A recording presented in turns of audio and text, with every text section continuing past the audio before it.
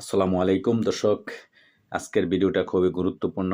যারা অনেকে বিদেশে ভ্রমণ করতে চান, বিভিন্ন দেশে পর্যটক হিসাবে বা বিভিন্ন দেশ ঘোরার জন্য এটা কিন্তু আমাদের জ্ঞানের বিকাশ ঘটে বিভিন্ন দেশ সফর করা। তো সেই সুবাদে অনেকেই আমরা দেশের বাইরে যাওয়ার জন্য চেষ্টা করি। তো আপনারা অনেকে জানেন, তার আগেও আমি একটা ভিডিওর মধ্যে বলছিলাম যে থাইল্যান্ড ই-ভিসা চালু করতে যাচ্ছে।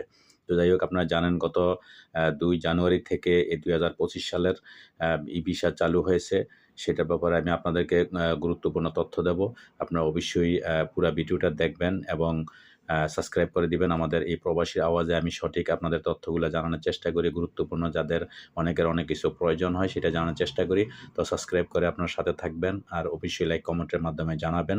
ভালো-মন্দ এবং শেয়ার করে দিবেন। আপনার আশেপাশে বন্ধু-বান্ধব যারা আছে সবাইকে দেখার সুযোগ করে দিবেন।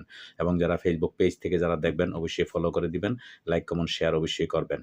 তো দর্শক, জেনে নেওয়া যাক আজকে বাংলাদেশীদের জন্য থাইল্যান্ডের ই-ভিসা চালু হলো। বাংলাদেশের সাধারণ পাসপোর্টধারীদের জন্য ই-ভিসা চালু করছে দক্ষিণ পূর্ব এশিয়ার দেশ থাইল্যান্ড। বৃহস্পতিবার ২ জানুয়ারি থেকে ই-ভিসা প্রদান করছে দেশটি। ঢাকার থাইল্যান্ড দূতাবাস জানিয়েছে, বাংলাদেশি সাধারণ পাসপোর্টধারীরা অনলাইনে আবেদন করে থাইল্যান্ডের ভিসা নিতে পারবেন। আবেদনের ১০ দিনের মধ্যে ইমেইলে পাঠানো হবে ই-ভিসা। এই ভিসা নিয়ে থাইল্যান্ড প্রবেশ করতে পারবেন বাংলাদেশিরা। জানা গেছে, অনলাইনে থাইল্যান্ড ভিসা নেওয়ার জন্য প্রথমে নিজের একটি অ্যাকাউন্ট খুলতে হবে। তারপর আবেদন ফর্ম পূরণ করতে হবে। সেখানে প্রয়োজনীয় কাগজপত্র আপলোড করতে হবে। ক্যাটাগরি অনুযায়ী ভিসা ফি অনলাইনে জমা দিতে হবে। আবেদন সাবমিট করার পর ১০ দিনের মধ্যেই ইমেইলে ভিসা চলে আসবে। থাইল্যান্ড ভিসা নেওয়ার জন্য যেতে হবে এই লিঙ্কে। আপনাদেরকে লিঙ্কটা আমি দিয়ে দিচ্ছি। আপনারা অবশ্যই দেখে নিবেন www.thai-visa-government।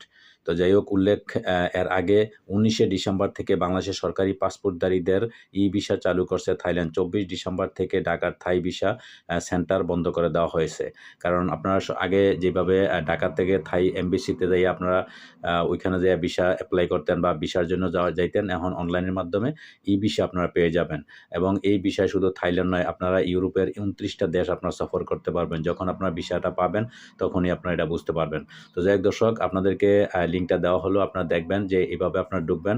আপনারা ওই লিঙ্কে ঢুকে তারপর আপনারা নিজে একটা অ্যাকাউন্ট তৈরি করবেন। অ্যাকাউন্টে করার পরে আমি যে সিস্টেমে বলছি ওই সিস্টেমে অ্যাপ্লিকেশন করবেন।